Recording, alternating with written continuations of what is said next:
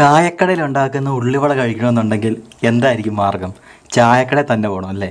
അല്ലെന്നുണ്ടെങ്കിൽ ചായക്കടക്കാരൻ്റെ കയ്യിൽ നിന്ന് റെസിപ്പി കിട്ടണം. ഇത് രണ്ടും ഇല്ലെന്നുണ്ടെങ്കിൽ വീട്ടിലുണ്ടാക്കണമെന്നുണ്ടെങ്കിൽ നമുക്ക് ഉള്ളിവടയുടെ കറക്റ്റ് റെസിപ്പി തരണം. കടകളിൽ നമ്മൾ കഴിക്കുന്ന അതേ ഉള്ളിവട എങ്ങനെ വീട്ടിലുണ്ടാക്കാമെന്നുള്ള റെസിപ്പിയാണെന്ന് കാണിക്കുന്നത്. So guys, it me Sree, welcome to my channel village കറീസ്.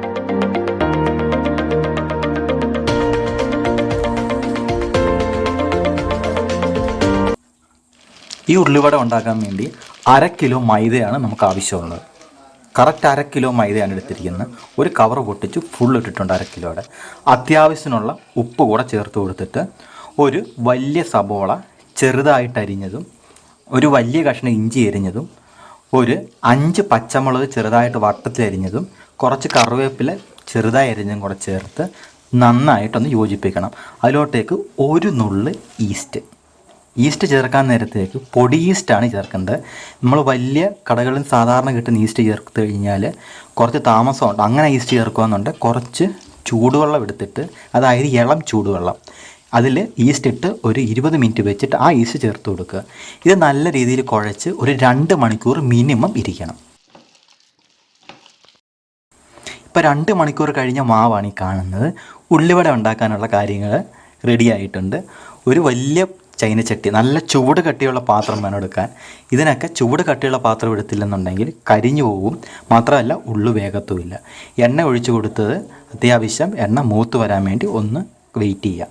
ഇപ്പോൾ നമ്മുടെ എണ്ണ നന്നായിട്ട് ചൂടായിട്ടുണ്ട്. ഇതിലോട്ടേക്ക് വട ഓരോന്നായിട്ട് ഇട്ട് കൊടുക്കാം. വട ഉണ്ടാക്കാൻ അറിയത്തില്ല എന്നുണ്ടെങ്കിൽ മാവെടുക്കുമ്പോൾ നേരിട്ട് വെള്ളത്തിൽ കൈ മുക്കിയതിന് ശേഷം മാത്രം മാവെടുക്കുക.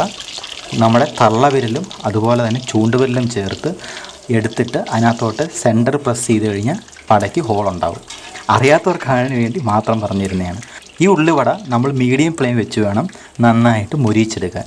അല്ലെന്നുണ്ടെങ്കിൽ പെട്ടെന്ന് തന്നെ പുറമെ ഉള്ളിവട മൂത്ത പോലെ തോന്നും, പക്ഷേ ഉള്ളിൽ മാവ് പച്ചയായിട്ടിരിക്കും.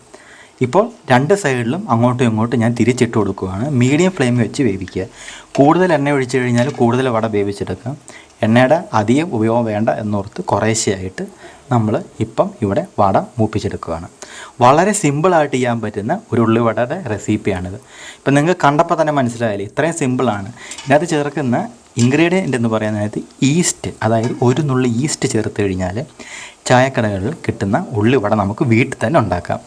വീട്ടിലെ പിള്ളേർക്കൊക്കെ ഏറ്റവും ഇഷ്ടപ്പെടുന്ന വടയാണിതെന്നുള്ള കാര്യത്തിൽ യാതൊരു സംശയമില്ല. അവർ എണ്ണ അറിയാത്ത രീതിയിൽ കഴിച്ചോളും. ആരാണെങ്കിലും ബാക്കിയുള്ള വട കൂടെ ഞാനിവിടെ എണ്ണയിൽ വറുത്തെടുക്കുകയാണ്. ഈ റെസിപ്പി പക്ക ചായക്കട റെസിപ്പിയാണ്. നിങ്ങളിത് ഉണ്ടാക്കി നോക്കിക്കോളൂ. നിങ്ങൾക്ക് ഇങ്ങനെ തന്നെ പെർഫെക്റ്റായിട്ട് ഉള്ളിവട കിട്ടും എന്നുള്ള കാര്യത്തിൽ യാതൊരു സംശയമില്ല. കടകളിൽ നമ്മളിപ്പോൾ കഴിക്കുന്ന സാധാരണ കടലമാവ് ചേർത്ത ആ വടയല്ലിത്. റിയലായിട്ട് ഉള്ള മൈദ ചേർത്തുള്ള നന്നായിട്ട് മൊരിഞ്ഞ് വലുതായി എണ്ണയിൽ കിടന്ന് വീർത്ത് വന്ന വട. ഇത് കണ്ടല്ലോ അല്ലേ? അപ്പോൾ ഈ വടയുടെ റെസിപ്പി നിങ്ങൾക്ക് ഇഷ്ടപ്പെട്ടെന്ന് ഞാൻ കരുതുന്നു. എല്ലാവരും ഇത് ഉണ്ടാക്കി നോക്കുക. ഇതുപോലുള്ള നല്ല നല്ല റെസിപ്പി കിട്ടാനായിട്ട് വില്ലേജ് കറീസ് എന്നുള്ള എൻ്റെ ചാനൽ എല്ലാവരും സബ്സ്ക്രൈബ് ചെയ്യുക, നിങ്ങളുടെ ഫ്രണ്ട്സിന് ഷെയർ ചെയ്യുക.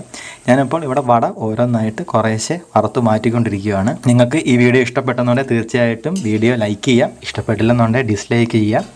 അതുപോലെ തന്നെ നിങ്ങളുടെ അഭിപ്രായങ്ങളോ എന്തെങ്കിലും സംശയങ്ങളോ ഉണ്ടെന്നുണ്ടെങ്കിൽ തീർച്ചയായിട്ടും കമൻറ്റ് ബോക്സിൽ വന്ന് അഭിപ്രായം പറയാം.